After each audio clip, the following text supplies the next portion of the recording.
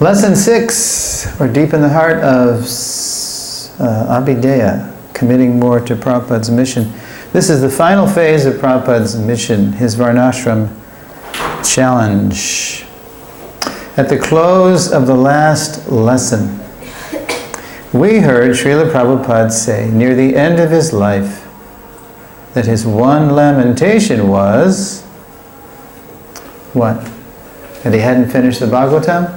What was his one lamentation? He was not able to set up Varnashram. Yes, that he wasn't, that he hadn't had time to establish Varnashram. Humanity's, quote, stepping stone for spiritual understanding. That's from a Gita purport, 231. In this lesson we will look at Srila Prabhupada's vision for Varnashram, still the great frontier for establishing Krishna consciousness throughout the world. So there's Srila Prabhupada again, another one of those Bhaktivedanta Manor shots. 1973. Prabhupada liked this photo so much that he said, you can use this as a founder Acharya photo. That's why you see it there. Captioned by the BBT. Prabhupada, founder Acharya of ISKCON.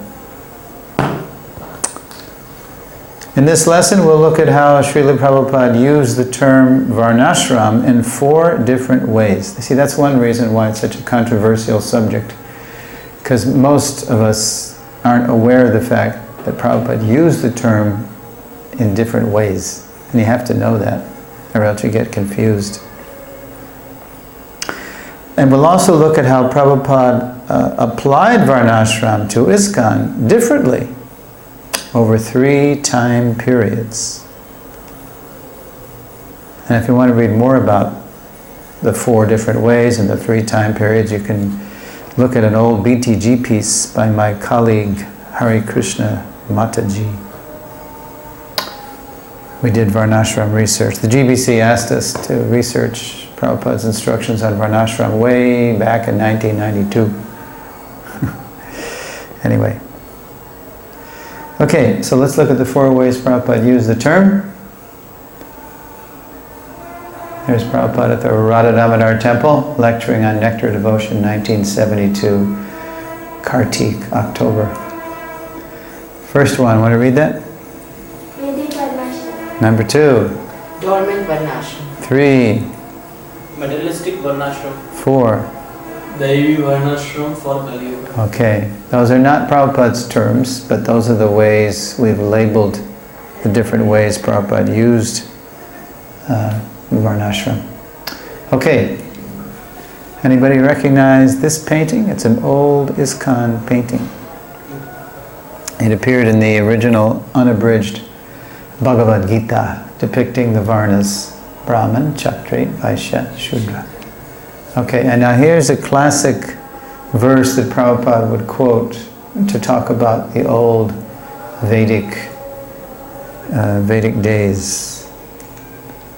Let's sing it. You want to sing it together? Varnashrama Charavata.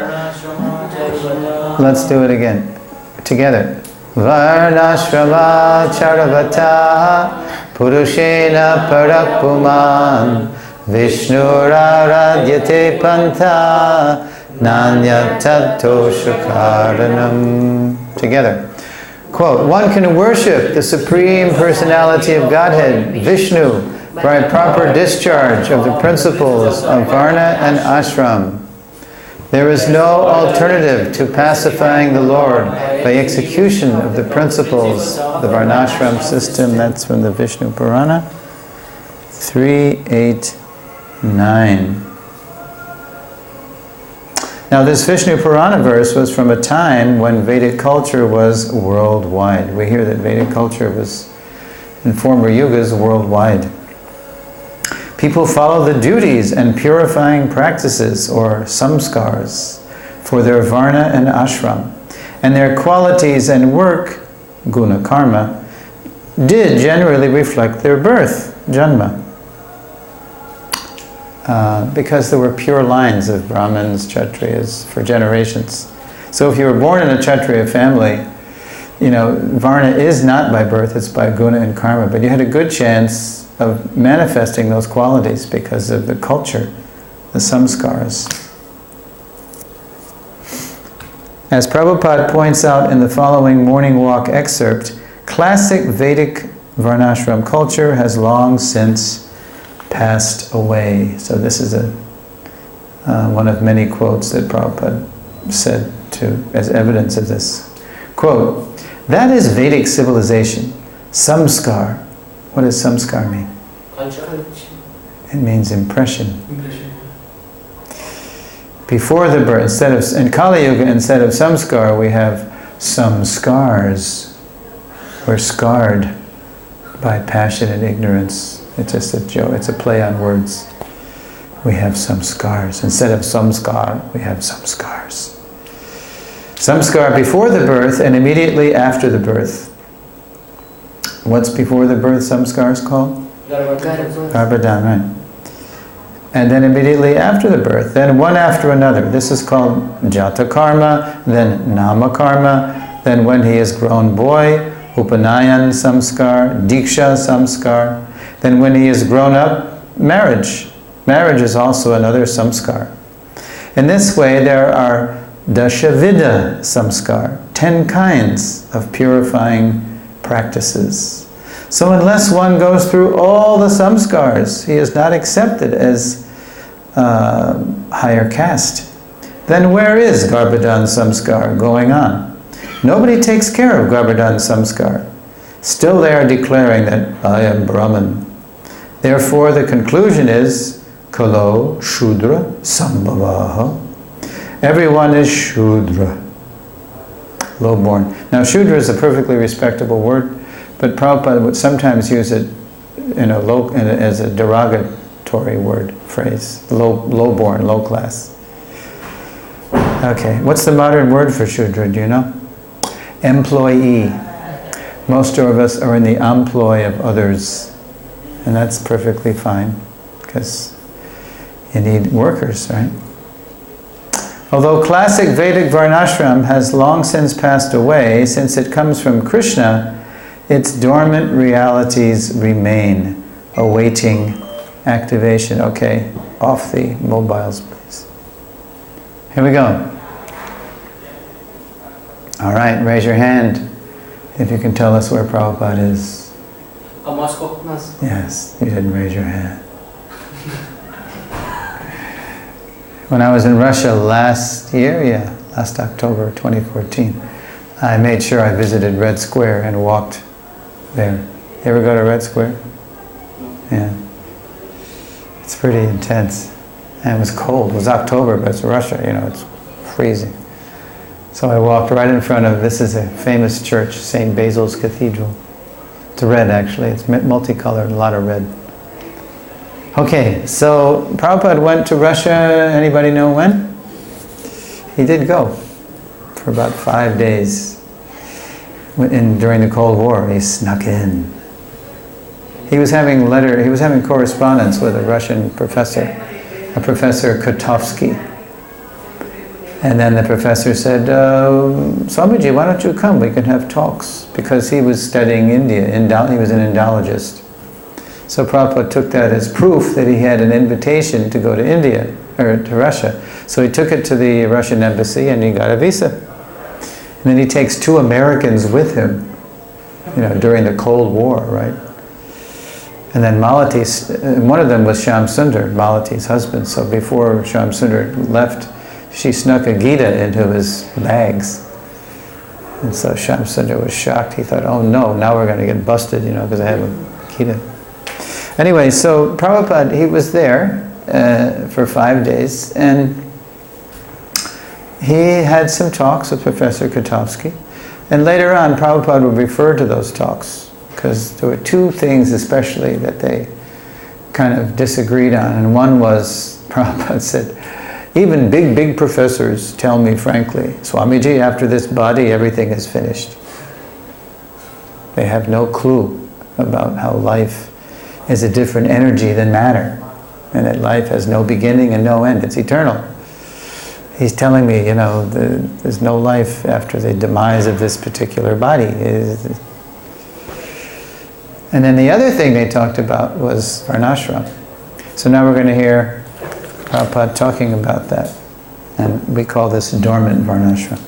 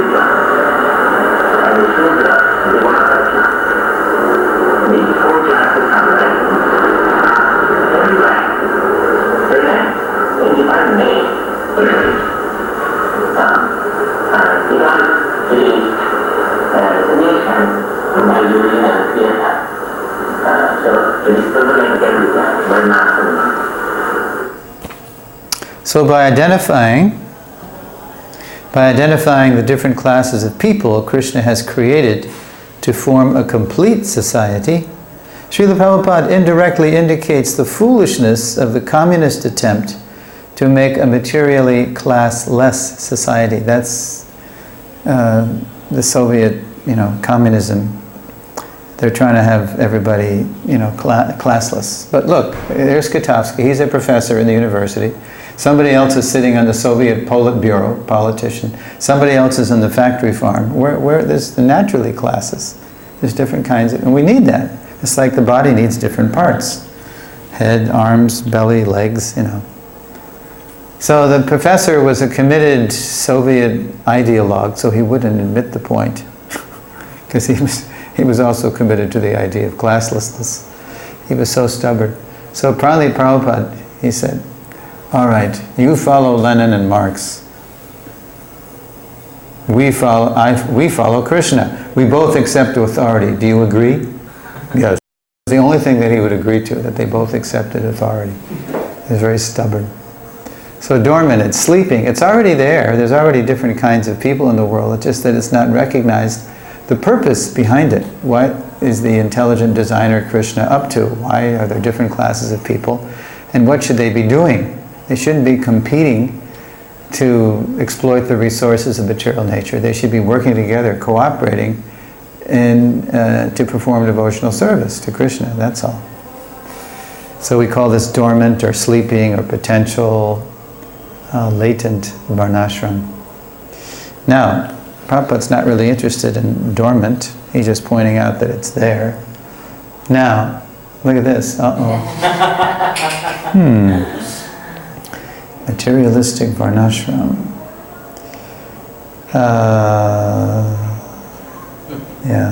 There's our Google Brahman. So-called Brahman.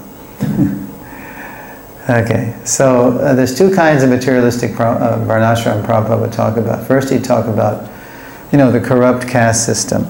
So, want to read?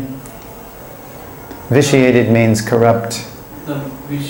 The vitiated caste system of present India is never sanctioned by the scriptures, but the caste system is made by God according to the quality and work of the subject, and it was never designed for the benefit of accidental birthright. Right, and that was in a letter to this deputy PM of India. Remember I told you how I asked Bhaktivinoda Maharaj why communism was so prevalent in Kerala. He says it's because the caste Brahmins, they were so bad, they were so exploitive that everybody revolted against them and just rejected Vedic culture because they weren't getting Vedic culture, they were getting a corrupted form of it. So that's one kind of materialistic varnashram where people are claiming privilege and power by birth. The other kind Prabhupada talked about is a kind of karma kanda varnashram. Here's Prabhupada.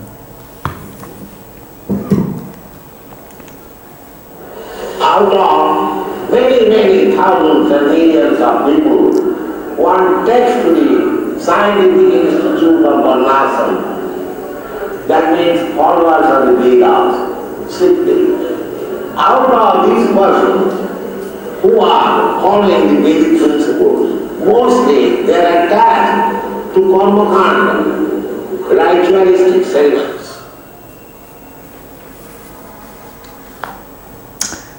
So there's three so far. There's Vedic, there's dormant, there's materialistic. So the kind of varnashram Prabhupada was interested in was neither classic Vedic, nor is it, he's not interested in the dormant, he wants to manifest it, nor is it materialistic, but Prabhupada called the kind of varnashram he's interested in Daiva, or Daivi, sometimes you hear Daivi. Divinely applied varnashram for our Kali age.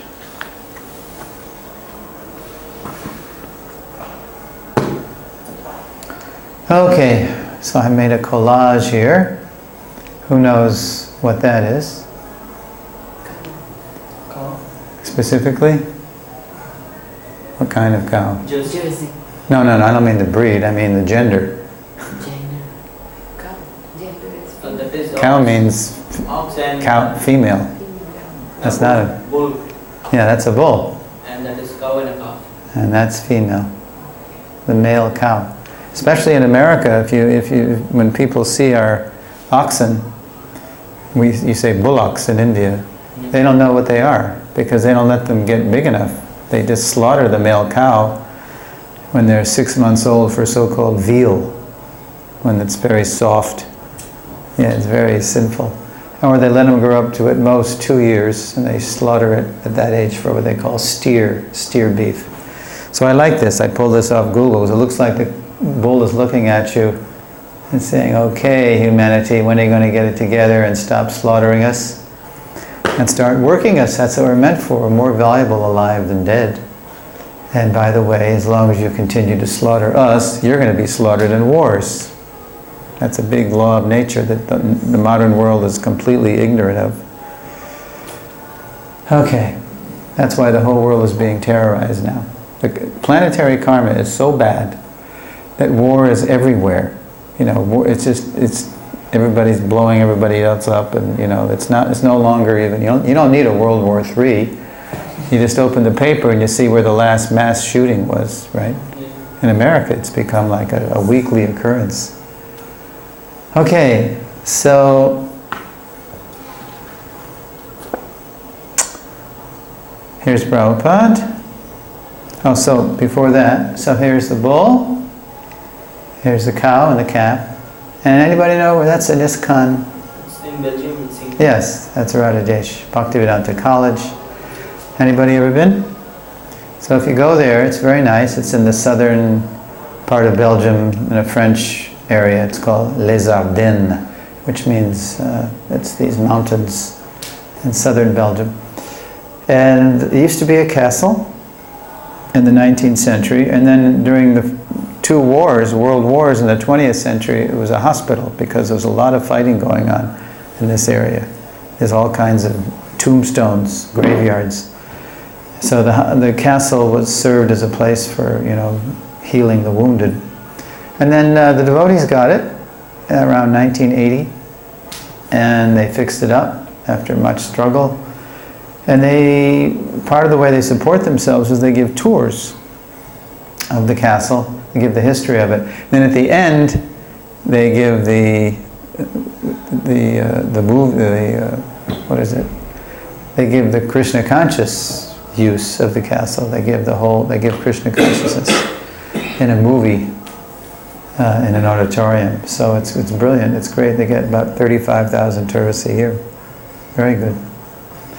Okay, so here they have the Bhaktivedanta College. So you have the beginnings of a kind of Varnashram community. You have Brahminical culture, the beginnings of it, cow protection. They do have a Goshala, little one. They had a big fire and their Goshala burned, so now they're rebuilding.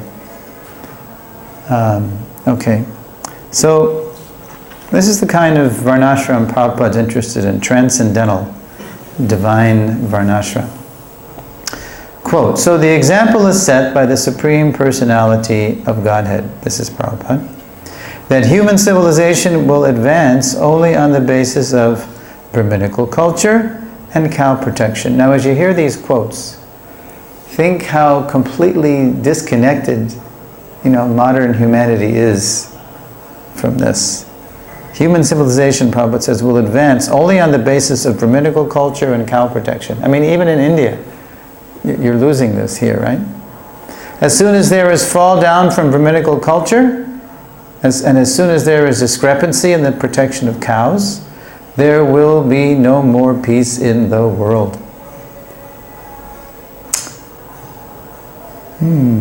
Therefore, he, Krishna, specifically said, Go Brahmana Hitayacha. Notice the cows before the Brahman. Go, then Brahman.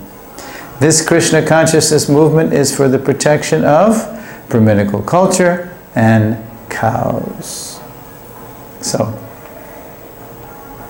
again, we're very disconnected from Krishna culture, which is based on that. So, when I present this lesson, I ask the students these questions, and they're really hard-pressed to answer them. It's difficult for devotees. I'm talking about devotees. Because we read Prabhupada's books, and this is all over Prabhupada's books, Brahminical culture, cow protection. But by and large, we don't live it, we just hear about it. So when I ask these questions, it's kind of like they really have to strain their brain. What is Brahminical culture? Here in Mumbai, right? Bollywood land. What is Brahminical culture? Why is there no Brahminical culture without cow protection? Right? Why protect cows and bulls long after they're quote, productive? That's what people want to know. After they're not producing milk and after they can't work, then why protect them? So the devotees go, Why does human progress depend on Brahminical culture and cow protection? The modern mind thinks it's depending on microtransistors. What's that? Okay, mobile off, please. What do we think progress means? In the info age, we think it means something out of the latest app from Apple or Microsoft. We don't think it's about Brahminical culture and cow protection. In our modern materialistic age, how can we practically reconnect with Brahminical culture and cow protection to show ourselves and the world the value of Krishna culture? Unless we really know this stuff, Krishna consciousness will always be kind of just a philosophy. We won't be deeply living it. So we will now look at some prominent features of Srila Prabhupada's Varnashram vision of how we can reconnect with Krishna culture in the age of Kali. Okay, so here's some features of the kind of Varnashram Prabhupada's interested in. Remember, it's not classic Vedic, nor is it sleeping, nor is it materialistic. It's Daiva. This is Prabhupada's special Varnashram application for our Kali Yuga.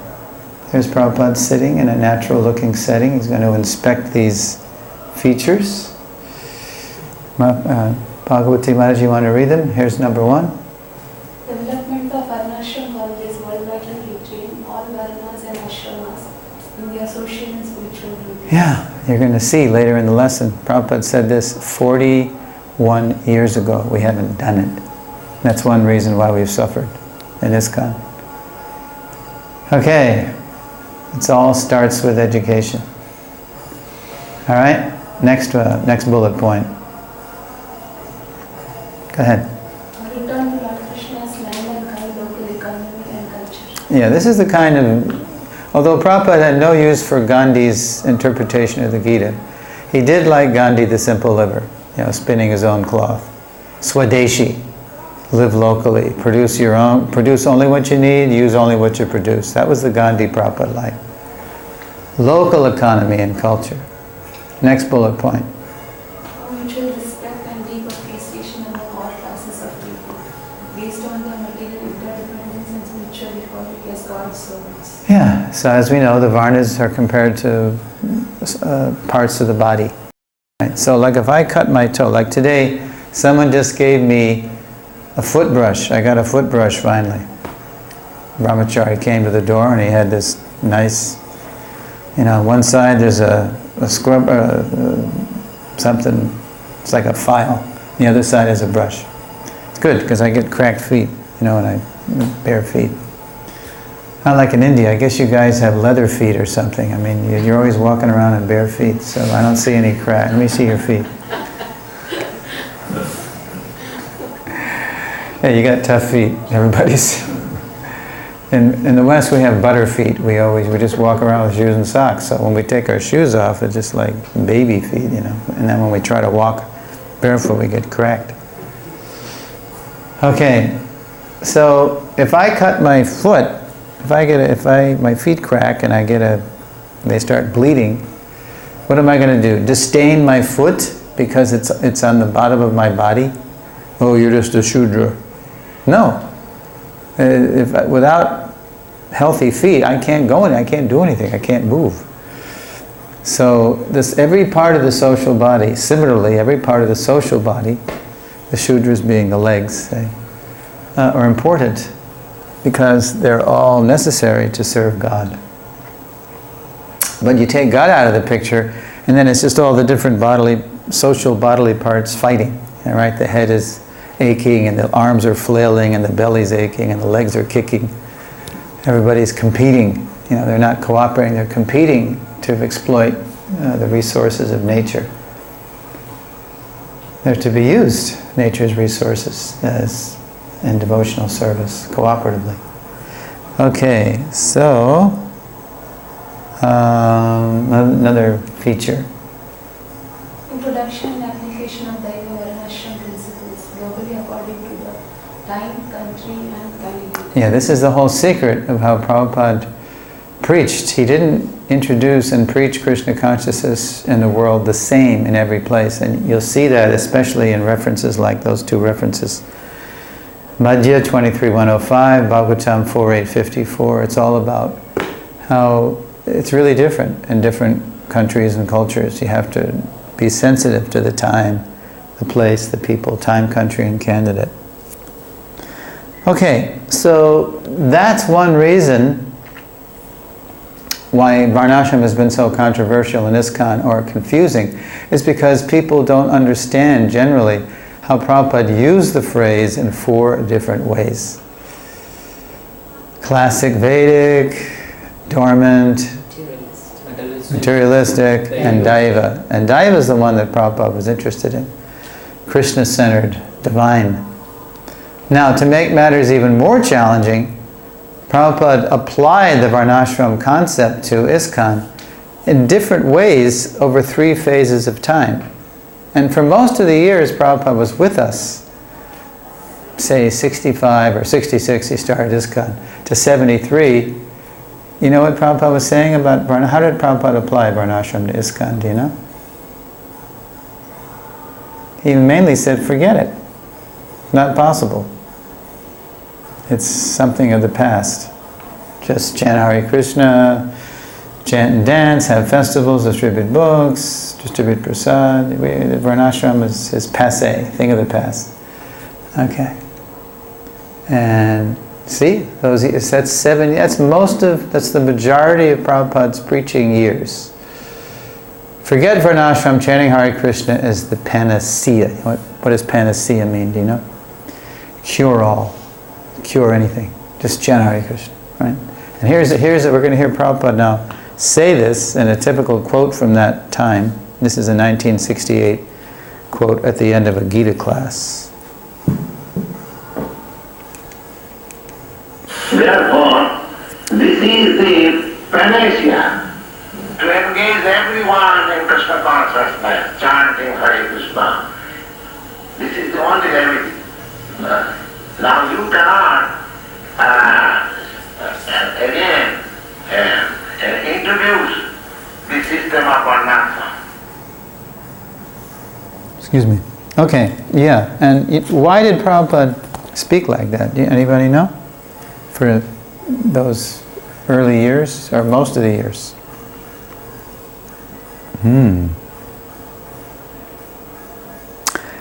Because Prabhupada was always saying that his priority was, he was trying to put a head back on society. And who's the head of the social body? Brahmana. Yeah, he really was trying to get people to be Brahminical. He was just trying to create a society of Brahmins. And in any given population group, good luck, because most people are not really Brahminical. Most people, maybe 5% of any given population group is Brahminical. And then a few more, more percent is soldiers and statesmen and administrators, and more are Vaishyas. And most people are workers. That's the modern word for Shudra is employee. Most people are working for others, and that's perfectly fine. That's natural, that's normal. Okay. So, but Prabhupada was trying to make all the devotees Brahmins. So that's what he was doing. So that he was encouraging us to just chant Hare Krishna, chant our rounds and worship the deity and, be Brahminical. Okay. So, then, that was 66 to 73. Then, in 1974, at the first Mayapur festival of any size, this is when people really started going in significant numbers. Prabhupada had gotten the property in 72, had a groundbreaking.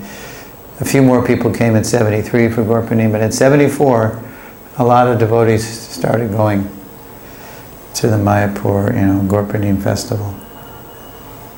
So, at that Gorpani festival, even in Vrindavan, we're going to see two quotes now. Okay, 74, 76. We must establish Varnashram. Humanity is in chaos. Prabhupada does an about face. He does a complete 180. He drops a bomb. All those years he was saying, forget Varnashram. And then he just turns on his heels and he says this. And this is actually a photograph from one of the morning walks. And you notice the devotee, this is a young Hridayananda, Bhagavan, Hansaduta, Pushta Krishna, they're all like, huh? They're looking at Prabhupada because he's saying all this. There's Bhagavan. So let's hear what you're going to hear. There's two quotes I put them together. One's from a morning walk on March 12th in Vrindavan, and one's from the 14th, I think, in Mayapur. And they complement each other. So I sort of spliced them together. But you can hear when there's a little pause, the sound quality changes because they're from two different morning walks. And he's talking about how immediately, and we still haven't done it, 41 years on, we must start Varnashram colleges. And then he says why, too. The Varnashram college has to be established immediately, everywhere. Wherever we have got our center, a Varnashram college to be established.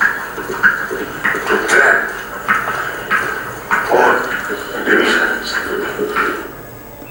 Because the people are in chaos, not very able to accept the great level. It requires schools, right? Now here's what's going on in the world and in ISKCON. In 73 there was the first so-called oil crisis. The sheikhs in the Middle East artificially manipulated the oil prices, and there was an oil shortage and the prices were high. So the gas prices were going way up, and then the gas was running out. And then there were especially in America, there were long lines at gas stations, petrol stations you call them here. And there was violence. They were running out of gas and people were shooting people because they couldn't get their gas. It was just insane. So Prabhupada started talking about how this motor car civilization will not last. It's artificial. And also Prabhupada is seeing how the people were starting to distribute books. I told you about how book distribution started, and now it's really getting big. But people still think we're weird. I mean, in the West especially, we look different, and the anti-cult movement starts coming in. You know what that was? parents of devotees are becoming vulnerable to the propaganda of so-called deprogrammers who are telling them that their children have been brainwashed. And now we can get them back for you, for a price. They were like mercenaries, they were just playing upon the fears of parents. So people are not understanding who we are because we look different, and they don't understand. We're distributing books, but they don't really understand them. And they're also suffering like anything because of the artificial, fossil fuel-based civilization, which is a big issue still. They just had this big thing in Paris, climate change talks, and all the countries agreed, hey, we got to cut down our carbon emissions, and they'll never do it. They can't, because they're locked into passion and ignorance. So however much they try, to live in harmony with nature, the gunas that they're in will not allow them. And that's another reason why Varnashram is so important, because it's really up to us to show them an alternative way to live. Okay, so, and we haven't done that. It's up to show ourselves. We haven't shown ourselves yet. So, instead of seeing Prabhupada's Varnashram reversal as a contradiction, because you could say, well, what's Prabhupada doing? He's contradicting himself. First he said, forget it. Now he says, we got to do it. We need to understand it as an extension of his compassion to connect us with suffering humanity, and by extension, suffering humanity to Krishna. So Prabhupada is saying it's not that so much that we need Varnashram at this point. This is the second thing he's saying. First he says, forget it. Now he's saying we have to do this for their sake. They don't understand us. Let's organize ourselves along Daiva Varnashram lines so they can see practically how we're living better than they are. We can show you a better way to live. That's what Prabhupada wants. So that's what he's saying at this point. Let's show that we just need to, it starts with establishing Varnashram colleges. In order to organize ourselves better, we have to study this, and we have to teach our own, and we have to understand it, we have to teach and learn it and apply it in communities. So since spiritual education is ISKCON's overriding purpose, remember the 7 purposes of ISKCON and education, as we learn how to set up Varnashram colleges, quote, everywhere we have got our center, the more we will mature in pleasing our founder Acharya. That becomes crystal clear when we hear Srila Prabhupada's final application of Varnashram to ISKCON. So this is the second phase. It was basically 1974 to 1976. A lot of, especially morning walks, room conversations. Prabhupada's talking about, this civilization's not going to last, and you better get ready. You better get ready. You better grow your own food. Have your own schools. Even Prabhupada said in Mayapur, we'll have our own currency. We won't call them dollars, we'll call them Chaitanyas. He wanted us to be independent of modern civilization. We haven't done that at all. So, in 1977, the year Prabhupada left us, in the beginning of the year, when he still had some strength, his health was declining. He made it very clear that we needed Varnashram, not just that we have to do this for their sake, but we need it. We, ISKCON devotees, need it to make it in Krishna consciousness. So here it is. You recognize that face? Where did you see that before? Last time, the video. The video. Yeah, the last shot on the video we saw. And we said Prabhupada's face is mainly showing compassion. So Varnashram is a must for us and for the world. And here's another excerpt from Prabhupada. You're going to hear Prabhupada's voice is pretty weak now. It's February 77. His health is declining, his energy is declining. And it's February 14th, 1977. Hare Krishna Mataji and I call this Prabhupada's Varnashram Valentine, because it's February 14th. To ISKCON in the world. And okay, there's Prabhupada at New Vrindavan, 1974. Maybe, yeah, 74. Yeah. Yeah, I used to live there. I'm just seeing where it is. It's at a farm called Bahulaban. Yeah. Okay.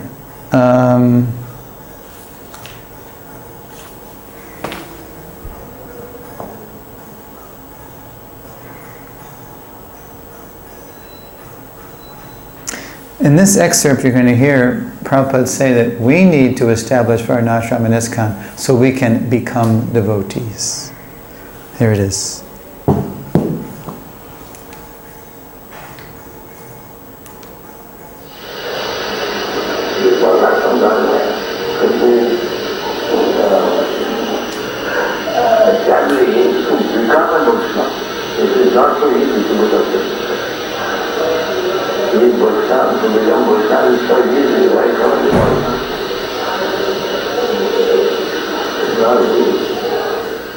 It's not easy.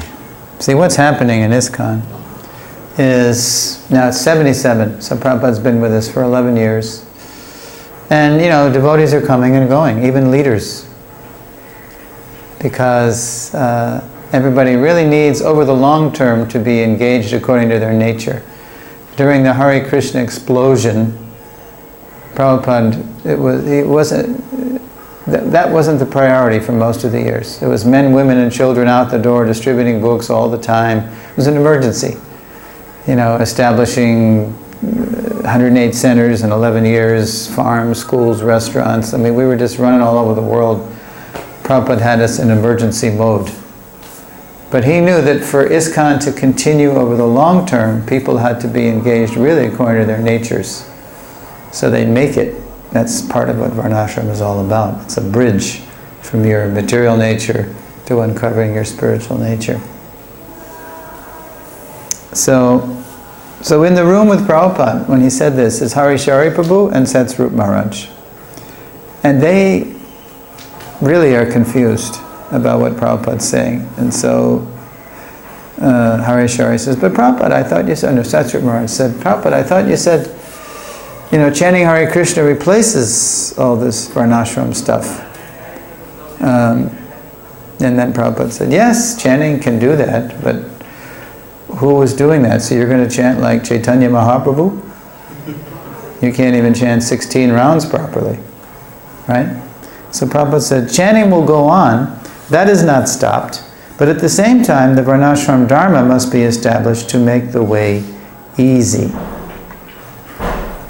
And then Harishari said, but didn't Ramananda Roy reject Varnashram when Mahaprabhu asked him what's the goal of life? And that's when Prabhupada said, yes, Mahaprabhu, he's not of this world. He's Krishna in the mood of Radha. He said, Iho Bahya, this is external Ramananda Roy, you must go higher. He didn't exactly say it was wrong, but he wanted something higher because he's Mahaprabhu. So Prabhupada said, yeah, you're going to chant like Chaitanya Mahaprabhu? Yeah, you can't even chant 16 rounds properly. So then Harishari says, well, you know, Srila Prabhupada, after 6 months a year, people get initiated, and then after 6 months a year, another year, they get Brahman initiation. So Prabhupada said, why make a farce? Why make a ludicrous? Prabhupada said. If somebody is not qualified Brahminically, and most people aren't, and there's no need. Let him keep working in his Shudra Varna, if that's what he is, and by following his particular Dharma in that Varna, and by following the instructions of the pure devotee, you know, he can go back to Godhead. And that's what it says in the Gita, at 1845, 1846. Now hear, O son of Pritha, how by following one's qualities of work, every person can become perfect. This is after Krishna gives the qualities of the Varnas, Brahman, Kshatriya, Vaishya, Shudra. And then Krishna says, by worship of the Lord, who is all pervading, every person can attain perfection. So Prabhupada is now opening up devotional service to all kinds of Varnas. Not that everybody has to be a Brahmin. Everybody has to, if you want to go back to Godhead, you have to follow the pure devotee. But it's not that you have to work in Brahmana Varna, necessarily. I mean, how many people are priests and teachers? Not many. Most people aren't priests and teachers. That's a small minority of the society. Okay. But everybody does have to be getting purified. So we all do have to be practicing Brahminical culture. We have to be Brahmana, Vaishnava, we have to be Vaishnava, which is more than Brahman. We have to be practicing Krishna consciousness. But working in Brahmana Varna, not necessary. We have to be Vaishnava. Okay, so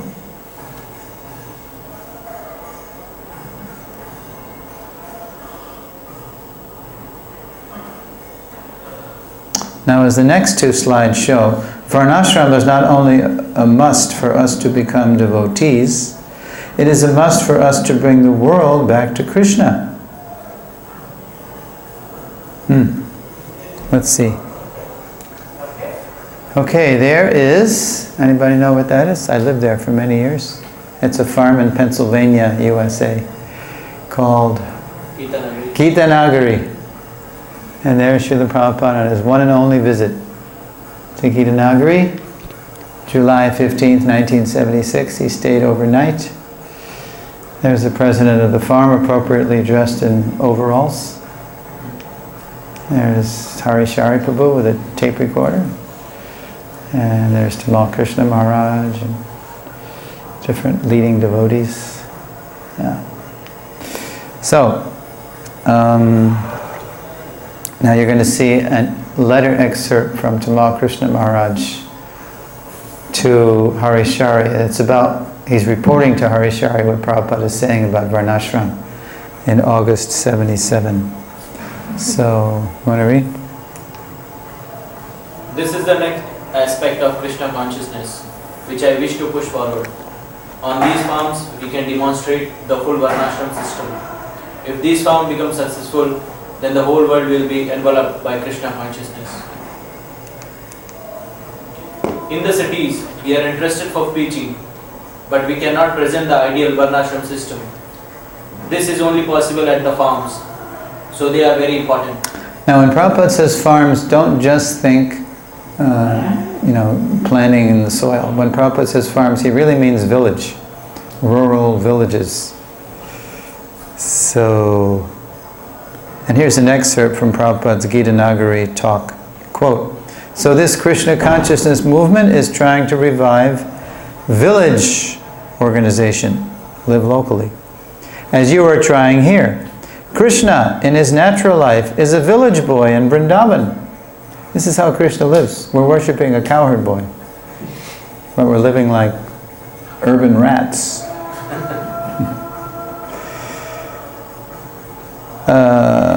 Vrindavan is a village, but it does not mean that we shall avoid city life or town life. Thus, see, Prabhupada turns now, lest we get discouraged, right? No, every place is Krishna's place. There's cities, there's Dwarka, but they aren't like these dungeons of demons. Prabhupada called these modern cities dungeons of demons.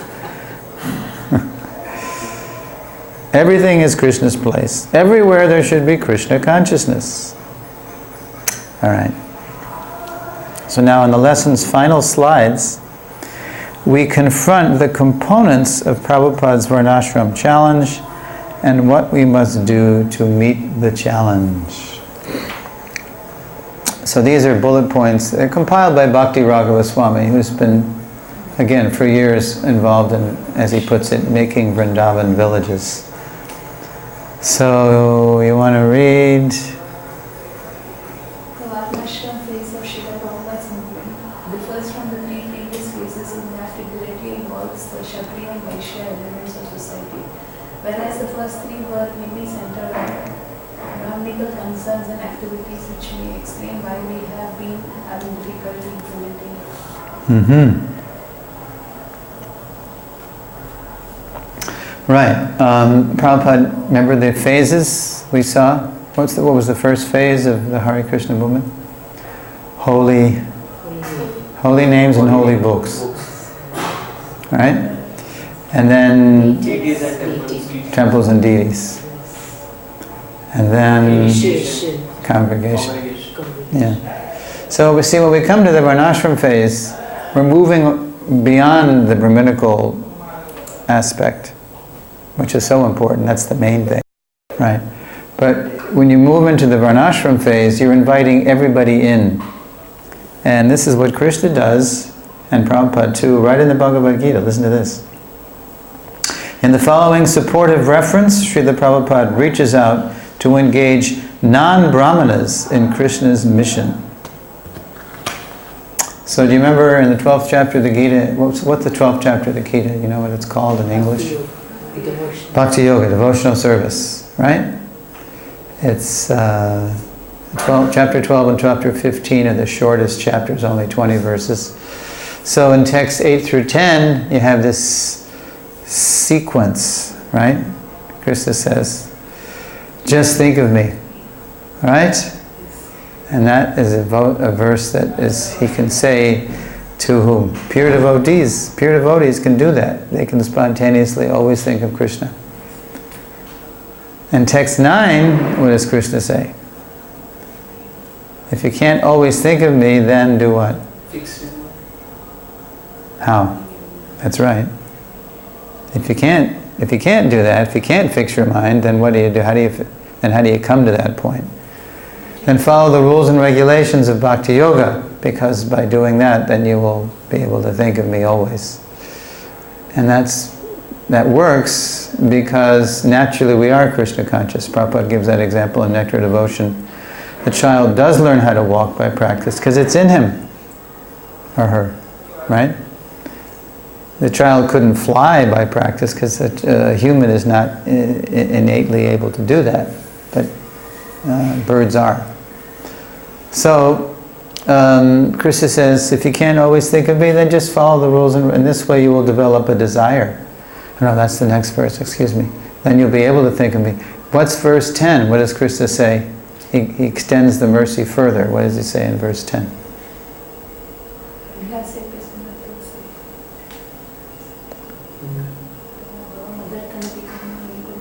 What does it mean? By practice. Oh, you're thinking of the 6th chapter. How to control the mind. Huh? You got it, see? If you cannot practice the regulation of Bhakti Yoga, then just try to work for me, because by working for me, you will come to the perfect state. Yeah, he's reaching out to everybody now. Okay, you can't even, you're not ready for vows and practice and following the rules and regs of Bhakti Yoga. Okay, well, just try to work for me. You can help. And here in the purport, listen to this. Prabhupada's reaching out to everybody. He's reaching out specifically to Kshatriyas, Vaishyas, Shudras. Quote, there are many devotees who are engaged in the propagation of Krishna consciousness, and they require help. So even if one cannot, and then he mentions that every endeavor requires land, labor, capital, organization. What's that? That's Kshatriya, Vaishya, Shudra. They have access to those things. So even if one cannot directly practice the regulative principles of Bhakti Yoga, he can try to help such a work. Oh, here it is. Every endeavor requires land, capital, organization, and labor. Prabhupada took those 4 things from his economics professor in college. Because Prabhupada had a double major, economics, and I think it was philosophy. Or English? I forget. Anyway. So this voluntary service to the cause of Krishna consciousness will help one rise to a higher state of love for God, whereupon one becomes perfect. So Prabhupada's encouraging everybody to help. And that'll be most of the world. Most of the world won't be ready to take initiation. But if we invite them into develop communities which are a better way to live, the crazier the world gets, the more they're going to... the whole world is crying for this. That's why one of the biggest preaching doors these days is the eco-village door, right? This whole thing about climate change and, we should be the leaders in this. We should be showing people a better way to live. We should have these things all over the world. We don't. Because it's been we haven't understood. And plus we're conditioned. We're conditioned. We were born and raised in the cities and the suburbs, most of us. So we think it's backward. Right? We think simple living is boring. Yeah. And it is boring without the high thinking. It's simple living and high thinking. To take Krishna consciousness to every town and village will require the cooperation of pure devotees, as in verse 8, regulative devotees, as in text 9, and non-regulative devotees, as in text 10. Those are the three kinds of people that are going to spread Krishna consciousness all over the world. Pure devotees, sadhakas, and even non-sadhakas who aren't ready for vows, but they know Krishna consciousness is right and they want to help. They want to do something. If we allow them. Alright? So,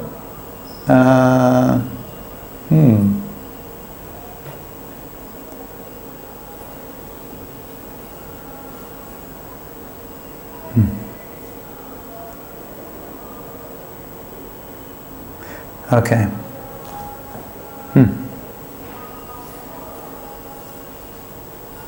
Oh, okay. Second bullet point. One reason we have failed to take up Varnashram has been our fixation on city temples. In order to accommodate the Varnashram mission, we need to make a paradigm shift. In order to accomplish this, education, exposure and training are a must. For this reason, Srila Prabhupada has urged us to establish Varnashram colleges. That's where the whole Varnashram phase begins, with education. We haven't done that, we have initiatives now, like VIHE and MI, and now you have, I think in Chowpatty they're doing some kind of college, GBC college, and there are, devotees are into education now.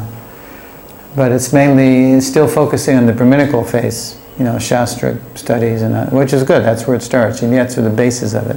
But it's got to expand to all the Varnas and Ashrams. Like Devaki Mataji, she was here with her Institute for Spiritual Culture. Did you film her? Yeah. Yeah. I will Mataji. Yeah. Okay.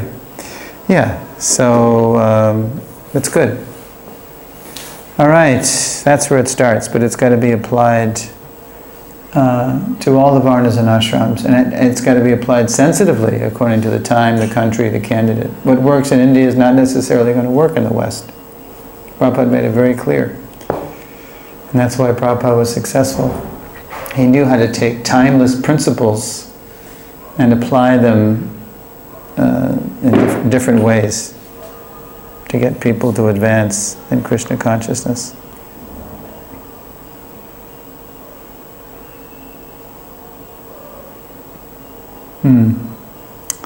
Note that since devotees identify themselves... Oh no, let's keep going here. All right.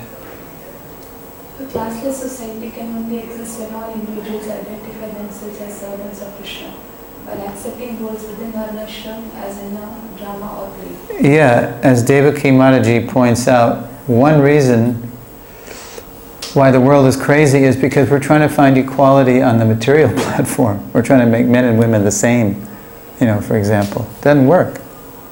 We're different. The equality is inside. It's on the level of spirit. Men and women have different roles to play. The Varnas have different roles to play in society. So, and it's like a drama. It's like Krishna's drama. And according to our karma, we have a certain body, right? And that body has a certain part to play. So if we play our part well, according to Krishna's direction, then that's kind of our ticket back to Godhead. Okay, so lesson outcomes. By the end of the lesson, students will be able to identify the 4 ways in which Prabhupada used the term Varnashram. What are the 4 ways again? Vedic, classic, Vedic, dormant, materialistic, Daivi. Right, and Daiva, you see, I think it's Daiva actually, but you see both. Okay, we'll be able to describe how Prabhupada applied Varnashram to ISKCON differently over time. 1966 to 1973, Prabhupada's message was what? Only chanting Forget will do. Varnashram. Forget Varnashram. Think of the past. 74 to 76, what did he say? Varnashram should be good. Varnashram should be there because we require it most. No, that's the third one. Second one is we need to, they're in chaos, we need to show them a better way to live. And we do this by Varnashram colleges. And then 77, we need to do it because we need it. It's not so easy to be a Vaishnava. You need this to become we're Praya. Praya means aspiring Vaishnavas. We're not there. We needed to become Vaishnavas. It's not so easy, Prabhupada said, to become Vaishnava. Yeah, it's the ultimate challenge, actually. Transition. Having beheld the revolutionary scope of our founder Acharya's mission, in the next lesson we'll focus on finding our individual mission within his greater mission to re-spiritualize humanity. The next lesson, it's kind of a balance to this lesson, because after you see this Varnashram lesson, you might think, well, how can I participate in that?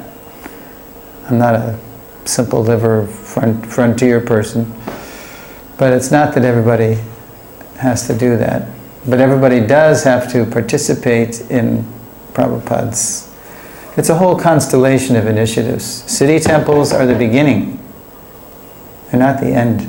They're like portals, doors to the spiritual world. But then you walk through that door and you should be able to attend a college where you can see more how Krishna culture works and then apply it in God's country. Prabhupada wanted rural communities connected with every city temple, so every temple can have, at least supply the devotees and the deities with real milk for real people, and grow your own, not GMOs. Grow your own and offer it to the deity. Unless you're milking your own or growing your own, you don't know what you're offering the deity. Come on, it's all contaminated. This stuff, this for-profit food.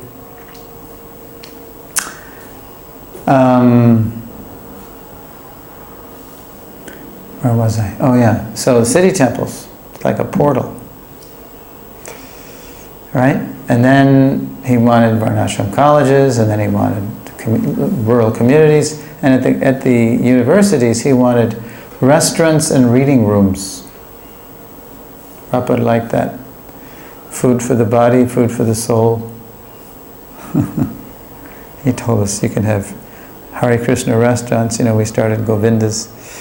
And then you have, with the place to read. In America they have, I don't know if they do this in India, but it's very popular, these bookstores.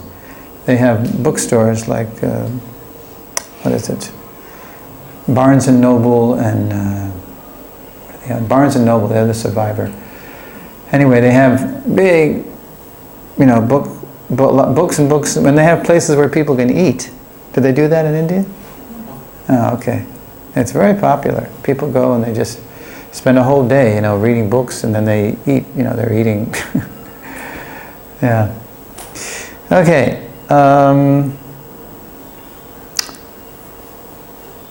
What was I talking about? I forget. Oh, yes. Okay. So it's a whole strategy of different initiatives working together to inspire people to become Krishna conscious. Okay, so this is showing us how to find our mission in his mission. What am I going to be when I grow up in Krishna consciousness? And that's always evolving, it's always developing. That's another Bhaktivedanta Manor shot. My godbrother Bhargava, BBT photographer, captured Prabhupada in so many moods. Here he's looking very meditative, humble. All right, I'm going to sit down. Oh.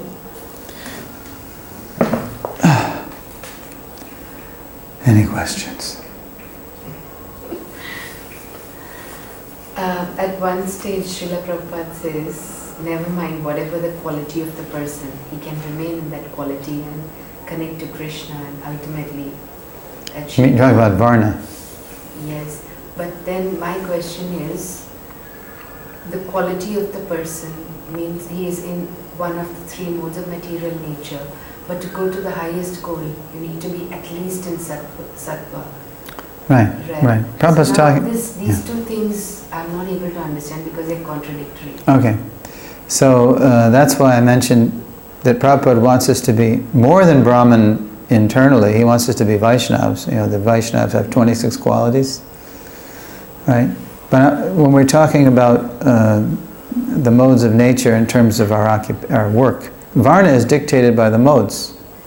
Krishna says, Chatur Varnyang Maya Shrishtam Guna Karma Vibhagasha. Someone whose occupation is Brahminical, he's just born into, he's got sattvic qualities. But when we're talking about going back to Godhead, we're talking about engaging our qualities in Krishna's service so they become purified. Just like Arjuna, what are the qualities of a Kshatriya? What guna are they in? Raju. Yeah. So when Arjuna surrendered to Krishna, did he become another Varna? What did he do?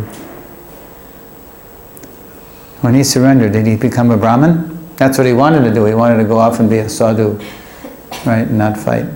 What did he do? He surrendered and he fought. So his passion was purified by connecting it to Krishna. So that's why at the end of the Gita, Krishna says, this is the answer to your question.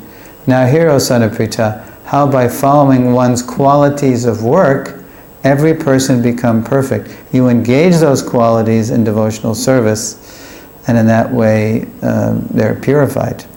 They're no longer dragging you down, they're engaged. So anybody, even somebody in Shudra Varna, which most people are, that's just the way it is.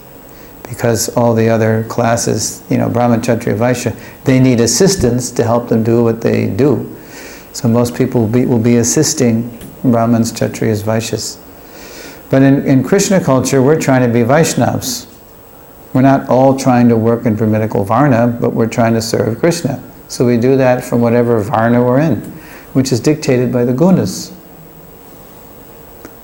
So it might seem paradoxical, but thank God that we can do that, because it's not that surrendering to Krishna means that I have to become somebody else. No, I am who I am. I'm sorry,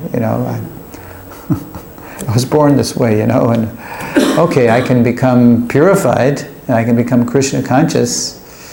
But you notice when people become Krishna conscious, they don't become something else. They just become purified additions of who they already are.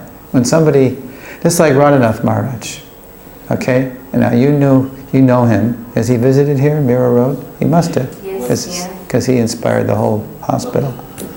Yeah. Now I knew Radhanath Maharaj back in 1973, when he was Radhanath Brahmachari. And I can tell you, he was always special.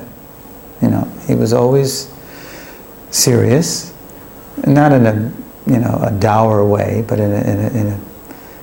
he was serious in a happy way. And he was always absorbed in Shastra.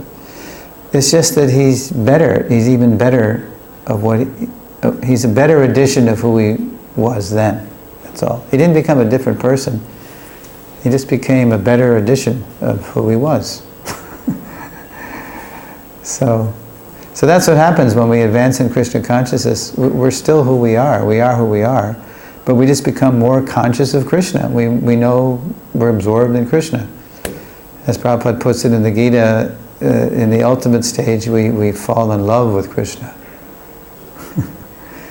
In the earthly side of the Varnashram bridge, we're attached not only to what we're doing, but we're attached to the fruits of our labor too. So we're practicing Krishna consciousness on the level of Sakam Karma Yoga. And then as we advance, we cross the bridge, then we advance to Nishkam Karma Yoga. We serve Krishna dutifully, we become detached from the fruits of the work. But we're still attached to the work. And then finally, when we're in Shuddha Bhakti, we're just attached to Krishna. We're doing what we do for Krishna, but we're not attached really to the work or the fruits. We're just doing it for Krishna.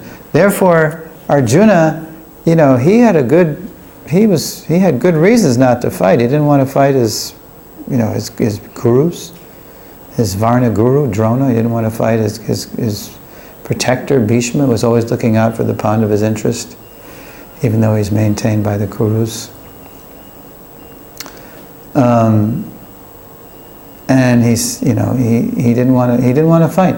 But at the end, he agreed to fight because he understood that Krishna's reasons were higher.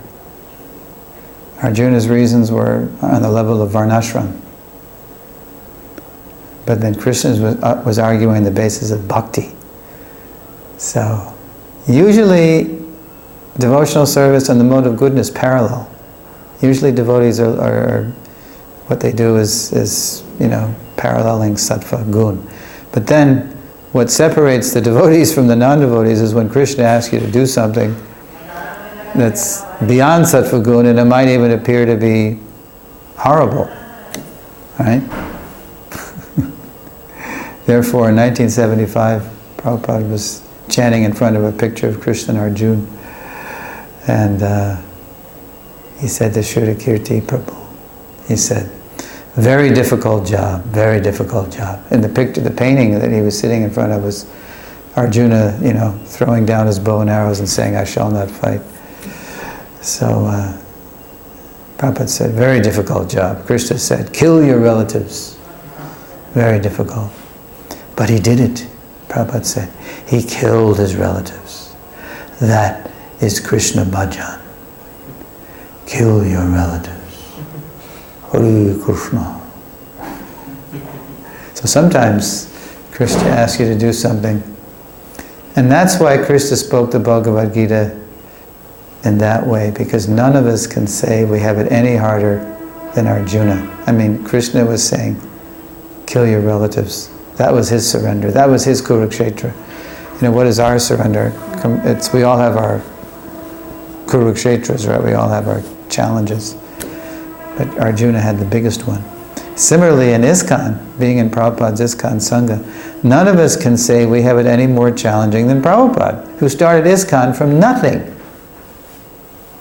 No friends, no money, didn't know, it was just mission impossible. But Prabhupada had Krishna consciousness, so he started a whole worldwide movement from nothing, practically. Just he was rich with Krishna consciousness. Okay, so it's kind of a puzzle, but that's how it works. That's why it's so merciful. When Prabhupada did start ISKCON, he was trying to pour everybody as much as possible into a Brahminical mold. It kind of worked up to a point, but then, people couldn't handle it. So Prabhupada saw, no, everybody has to be properly engaged, and they can't always be in an emergency mode. That works, when there's an emergency. And we're still, the world is worse than ever, okay? We never have to lose that vision. But over the long term, to be a devotee the whole life, you have to be, as Prabhupada put it, rightly situated. That's Daiva Varnashram, Krishna-centered Varnashram.